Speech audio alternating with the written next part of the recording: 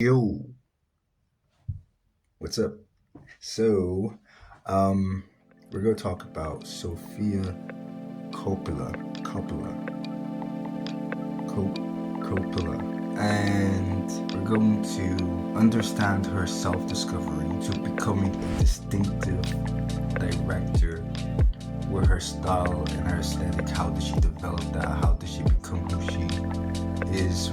Understand her very unique journey, very unique journey to understanding her place in Hollywood. That's what we're gonna talk about. Why did I just, what was that? Anyways, yeah, let go. For the longest time, Sofia Coppola was known for something she didn't choose, not her films or photography, or her writing, and not even her own voice. She was only simply known as Francis Ford Coppola's daughter. The man that made the Godfather movies to Apocalypse Now within the space of Hollywood. It is a blessing to have the opportunities that most cannot receive, but along with being a Nepo baby of someone that big comes with the loss of identity. Sofia Coppola was born into Hollywood royalty. Her father, Francis Coppola, was basically the ruler of the palace she grew up in, bringing the family to every set and would create opportunities for his daughter and for his children, appear in small roles or appearances, being around environments of film very early on, working along with their cousins, working along with other filmmakers who wanted an extra cast member of children on set. Go away! Get out of here! Her growing up within that space of all these actors and all these high people in their positions and living that life, Nepo baby life, in Hollywood, being her dad, Francis Coppola. Coppola. Coppola. Francis. Is this like a movie or something? What are you guys doing? Oh, we're doing a TV show. Can I do something? Can I be in it, man? Like, I want to be on TV. Can you say high octane? It was a high-octane rush, man. I can't lie. I actually did not know that she was related to Nicholas Cage, Jason Schwartzman. Tonight's film is a touching story of two misunderstood young lovers on the run. It's got thrills, adventure, comedy, romance, Bruce Willis, and you might find yourself moved to tears. It's called Moonrise Kingdom. Why? Why? I don't know. What's that? Huh? Those milk duds? Yes, sir. No outside candy. Take those away and sell them in jelly beans. Give me that. Any other broken rules? No. Roll it. Her dad shared movies, shared moments, and with deep love and care, he built that world around his kids. So Sofia is consuming all of this while growing up. Then it was the 1989 anthology film New York Stories, where three major directors were Martin Scorsese, Francis Ford, and Woody Allen, who all made their own individual films. Each film had to be about a story in New York, and it had to be a short film. For someone like Francis Coppola, who was making these huge, grand cinematic works, that kind of system wasn't really his thing in terms of style. Was something that allowed Francis to bond with Sofia. Both of them wrote it, worked on it, and exchanged creative ideas and understanding, and it felt like throughout the script, as he was leading within the writing, he listened to her and laid her voice and her understanding and her perspective onto the script. At the time, people found strange.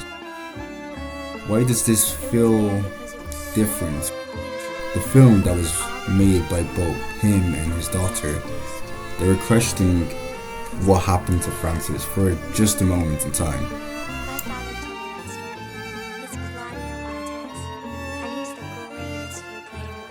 It became a small moment of discovery for her by her expressing what she wants to see on screen and writing it on that page and having a nice bonding moment, exchanging that creativity to someone in the position to do that. Yes, nepo baby-ish, but still a bonding moment of self-discovery. Her voice was shown. Of course, when it was seen by people who enjoy Francis type films, which is film bros specifically, or the people into the niche of artistry and all the cinephiles that are like, you know what I mean, you know who I'm talking about. They were like, the hell is this film? What? Like, they were shocked this film and thinking like, this is written by the guy who made the Godfather movies. Little did they know it was actually Sofia's film. That was just a small moment in time that allowed her to understand what could her passion be. As time goes on and as she gets a bit older, during time she also tries to explore other areas in the arts. And at the same time, Francis Coppola was dealing with a financial struggle, and studios were demanding quite a lot from him. Having issues in the 80s, his reputation shifting, projects to not landing the same way anymore. There's this decision in the background of success and instability happening at the same time. Then comes the offer that he cannot refuse. I just had to put that in there. Comes to offer The Godfather Part 3. And everyone knows, at least feels, that the only man who can really continue that story is him. So it was a mix of rebuilding a reputation, financial pressure, and trying to return to something that defines him, so it becomes his golden ticket, the moment that he cannot let go. But then things gets complicated. Casting issues starts happening. Originally, the role of Mary Corleone was supposed to go to Winona Ryder, who at the time was extremely in demand, so lucky, and was extremely popular, but she had to step away due to illness. Keep in mind, Johnny Depp, who they were both dating at the time, let the studios know that she cannot do this because he was taking care of her. Just a little fact. But yeah, she had to step away due to illness, and suddenly the production started scrambling and started looking for a replacement as quick as they can, because time comes with money, and they did not have enough time. Names like Julia Roberts were considered, and Madonna was also connected to the role, but either scheduling and age, specifically when it came to Madonna was in her 30s around then, it just couldn't fit. They wanted someone young, they wanted someone who was available. Both of them didn't have it. I still don't understand why they couldn't cast a new actor who had the experience and who had the age and who could have done their best with the role. But Francis eventually decides that the role of Mary Corleone should be Sofia Coppola. And I think this is where the emotional weight really sits, and not in the film itself, but in what it represents. Because she steps into something massive, something that already loaded with expectations and already talked about as another big event in cinematic history. Not just stepping in as an actress, stepping in as Francis Coppola's daughter inside Francis Coppola's film. That was how she was being seen at the time. And that alone changes how people see it. There's doubt from studios, doubt from people around the production, and people questioning whether she is ready, whether there are better options. Just real quick, I understand that having someone of interest in terms of fame being put for that role, but it's like the movie's already big enough and already has a heavy cast of stars that I don't think Sofia was like the only option that Francis could have chosen. And obviously we all know the reasons why he chose his daughter. Because again, a lot of the times when people write these stories or write these movies, it's a reflection of themselves in some kind of way. And not saying that, he saw crowd rating Godfather Part 3, an older Michael Corleone with a past of being seen as he has been seen in the past films. Having a daughter is like, it kind of mirrors Francis' life in some kind of way. It kind of complicates quite a lot of things that's going on, because a lot of people just really did not think she was right for the role. And I think for her, she maybe deep down didn't think that was the case, but trying to do something that can make your father proud and who believed in you and is giving you an opportunity to do something big like this, you never know how it may turn out. And she, at the time, didn't quite find what was that specific thing, that specific passion that she wanted to do. But she has done acting before, and she may have liked it, but it was in smaller roles. It was in smaller positions, which everyone knew. So everyone was doubting her ability, from studios to even the cast members, trying their best to persuade Francis, So it was like, at the same time, the choice was there, but was it really there for her based on the amount of pressure that was put on her, especially by someone she really trusts? At the same time, it's like, yeah, they could have just casted an unknown of anyone else who has the ability and the history to complete that role. I just don't think it really makes sense, in my opinion, that every single role in that film had to be known in some kind of way to pull in numbers. I'm just saying. But hey, what can I do? What can I do? It's just an opinion. Even actors and industry voices around it were questioning the decision, but her father pushes for her, not in a cold or strategic way, but in a protective way.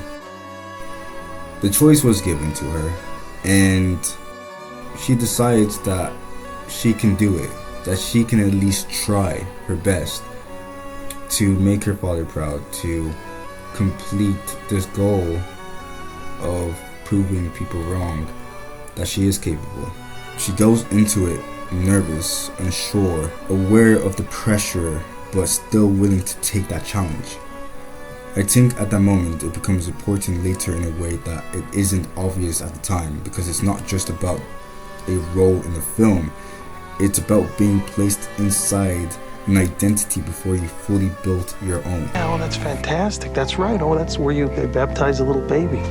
Then he says, now you see my daughter Sofia over there standing next to the baptismal font, which she was, So I look over at Sofia, who's about 19 years old now. Then he, as I'm looking at her, he says to me, she was the baby. And it was like, whoa, it gave me that little, that made the hair stand up on my neck for a second. It looked to me like she really hadn't held a child before, because I kept seeing Sophia's head sort of falling off her arm, and it was all I could do to keep from running up there and sort of propping her head up.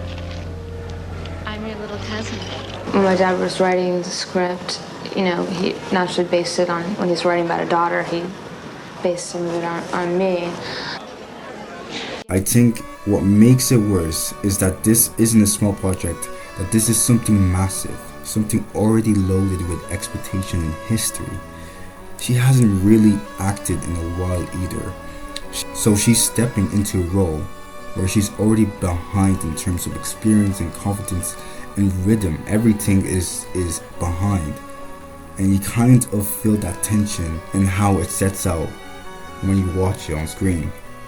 Line comes out flatter, more restrained, less expressive. I'm not judging, but I'm being honest. But what's important is that it wasn't just what the audience saw. People on set noticed it too.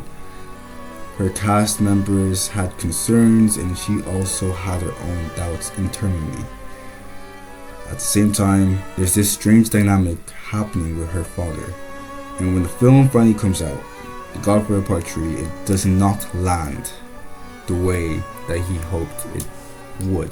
Because Francis Coppola is there, and instead of stepping back, he fully in support mode, fully pushing and encouraging. But it also creates a tension where it's hard to tell what's creative intention and what's protection. Where did I go wrong is what he's saying. Is it too late for me? Are my sins too great? Did I love too much or too little? She did the best she can with what was given with that little amount of time, right? It was too much for her. And honestly, I'm looking at Francis like, you know, what's wrong with you? Where everything that came straight afterwards, with the hate on her role, which has been kind of like now a historic stamp for her, but an historic stamp for her transition to who she becomes, because it's helped her unlock a realization. The criticism in terms of her appearance, the criticism that comes with her acting chops in the film, she has said that if more passionate about acting, that this would have broke her completely down. And that would be more understandable, but it just made her realize that acting was not for her. She didn't want that.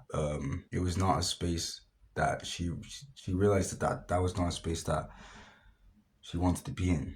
For that, it now enters this era for her to understand what is she wants to do and what is her passion and what is it that she wants to become. So Sophia, can you just tell me how you got involved in this whole thing? Whose idea was it? I always thought it'd be fun to do a fashion show, but I never designed a line of clothes, so we were just talking about doing a outlaw fashion show. Magazine editor and Sofia Coppola, photographer, fashion model, they came up to us and said, we want to do a fashion show. And we were like, great, whatever. And then 6 months later, they were really serious about it. Yeah. And then we all four got our heads together, and the rest is history. She does it patiently, and she takes her time with it, going through fashion, photography, art school, doing interview shows with her friends, trying to see what is catered to her, what is catered to her skill set naturally. And eventually, it leads her towards something more defined, more her. Kiss the star. She makes a short film. Lick the star.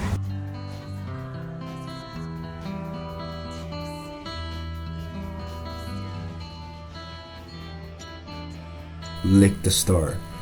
And what's interesting is you can already start to see something forming there. Not fully developed, but it's starting to being placed. And from there, she starts to understand what direction she's actually meant to go in.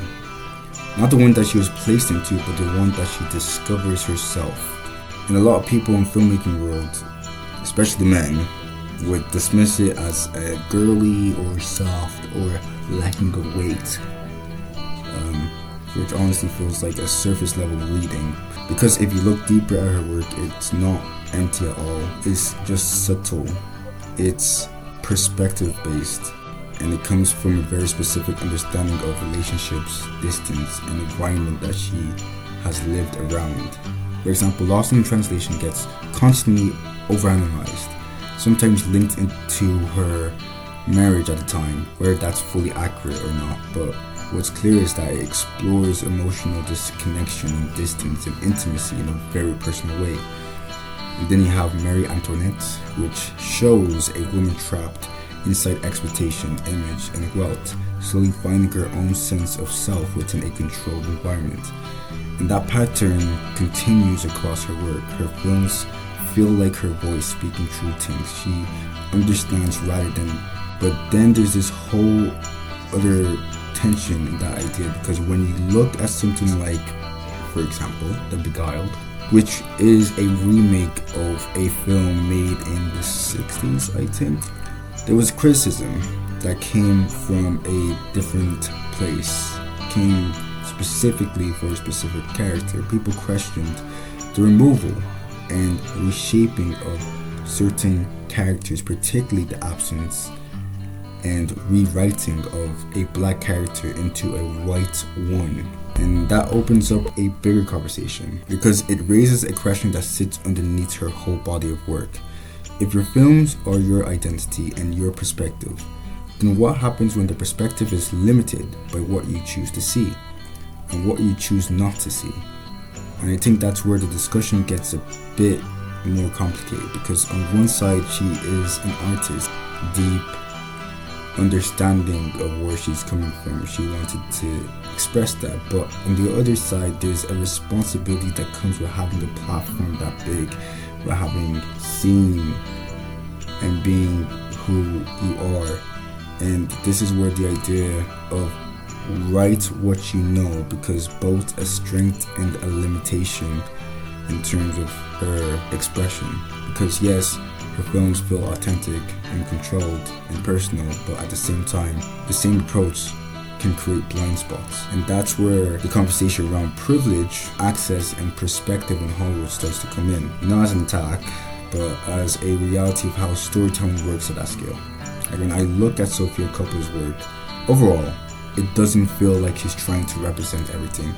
It feels like she's documenting a very specific world that she understands, that allows other people to relate in some kind of way. Ending at that note, I do gotta say I did like Priscilla, but I also believe that it's kind of film that Sofia, it's type of film that she would be able to make and be capable of making, and only her, if that makes sense. I feel like there's certain films that, or certain stories that certain directors, certain writers,